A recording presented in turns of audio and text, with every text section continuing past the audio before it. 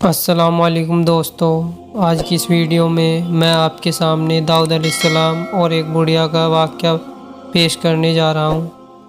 واقعہ کچھ اس طرح ہے۔ یہ ایک دن یوں ہوا کہ ایک بڑھیا سلیمان علیہ السلام کے غائبانہ حضرت داؤد علیہ السلام کے پاس انصاف مانگنے کے لیے آئی۔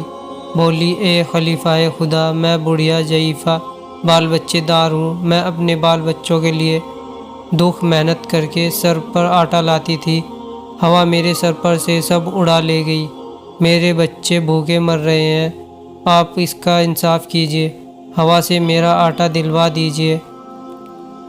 حضرت داؤد علیہ السلام نے فرمایا، اے بڑھیا، ہوا پر میرا حکم چلتا نہیں، میں اپنی طرف سے تجھے آٹا دے دیتا ہوں، تو اسے لے جا۔ بڑھیا آٹا لے کر دعا دیتی ہوئی چلی۔ دروازے پر حضرت سلیمان علیہ السلام بیٹھے تھے۔ بڑھیا کو دیکھ کر پوچھا، اے بڑھیا، تو کیوں آئی تھی؟ داؤد علیہ السلام نے یہ انصاف کیا کہ اپنی طرف سے مجھے آٹا دلوا دیا۔ حضرت سلیمان علیہ السلام نے کہا، وہ کیا معاملہ ہے؟ تب اس نے بیان کیا۔ سلیمان علیہ السلام نے اس کو کہا کہ تم جاؤ، خلیفہ خدا سے کہو، اے اللہ کے نبی، میں ہوا سے بدلہ چاہتی ہوں، آٹا نہیں مانگتی ہوں۔ تب بڑھیا نے جا کر حضرت داؤد علیہ السلام سے کہا، تو 10 من آٹا مجھ سے لے جا، پر ہوا سے انتقام مت چاہ، میری حکومت اس پر نہیں چلتی کہ اس کو پکڑ کر بلواؤں اور سیاست کروں۔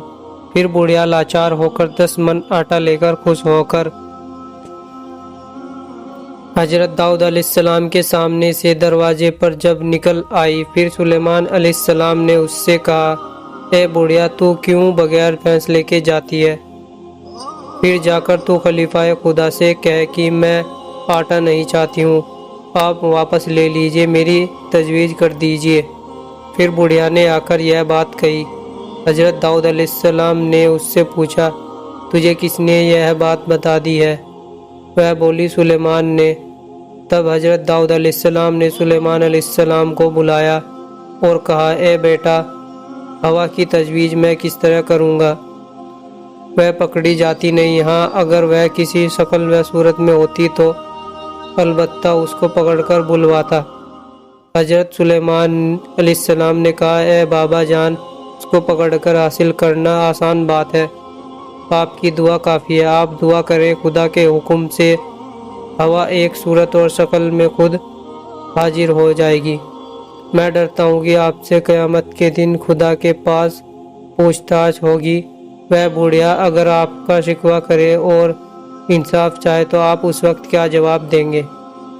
یہ سن کر داؤد علیہ السلام نے خدا کی جناب میں دعا مانگی اور سلیمان علیہ السلام نے ان کے ساتھ آمین کہا۔ اس وقت خدا کے حکم سے ہوا ایک شکل بنا کر حضرت داؤد علیہ السلام کے پاس حاضر ہوئی۔ تب اس بڑھیا نے ہوا سے اپنے آٹے کا دعویٰ کیا۔ ہوا نے اس کو یہ جواب دیا کہ اے اللہ کے نبی، میں نے جو کیا تھا خدا کے حکم سے کیا تھا۔ حضرت داؤد علیہ السلام نے ہوا سے کہا، وہ کیا معاملہ ہے، بیان کر۔ ہوا نے کہا، اے اللہ کے نبی، دریا میں ایک قوم کی کشتی تھی، اس میں ایک سوراخ ہو گیا تھا، ڈوبنے کے قریب تھی، پانی کے بھنور میں پڑی تھی۔ اس قوم نے اللہ کی نظر کی، یعنی اللہ سے دعا مانگی، اگر کشتی کو اس بھنور سے خدا بچا دے تو اس کشتی کا سب مال خدا کی راہ میں فقیروں اور محتاجوں کو دے دیں گے۔ تب خدا نے مجھ کو بھیجا، اس بڑھیا کا آٹا لے کر اس کشتی کے سوراخ کو بند کر دیا، وہ کشتی غرق ہونے سے بچی۔ حاصل کلام یہ ہے کہ چند روز کے بعد وہ کشتی کنارے لگی۔